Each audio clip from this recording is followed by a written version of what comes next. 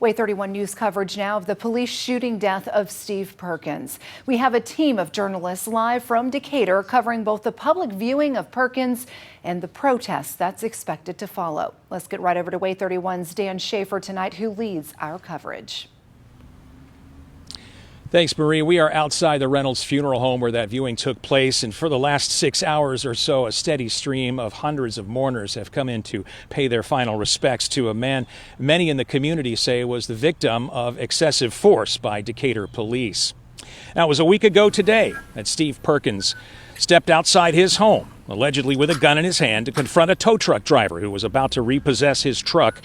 The driver left but called police, and when that tow truck went back to Perkins' house, he stepped outside again, but this time police were waiting. They say he had the gun again, and they ordered him to drop it, but only about 2 seconds later opened fire after police say he pointed that gun at them. Now, doorbell video circulating online is what you're seeing, and it is obviously inconclusive. What people really want to see is that police body cam footage. But in a news conference earlier today, Decatur Mayor Tab Bowling said that evidence is still in the hands of the Alabama Law Enforcement Agency and cannot be released. The mayor talked about a vigil he attended last night in Decatur. He says it devolved into a call for violence, something he says would not be helpful.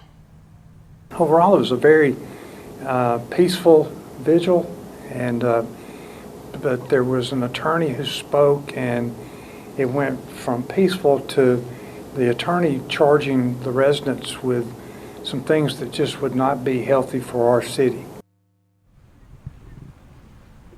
Also at that news conference, Bruce Jones, a retired youth services director here in Decatur, he says he knew Steve personally.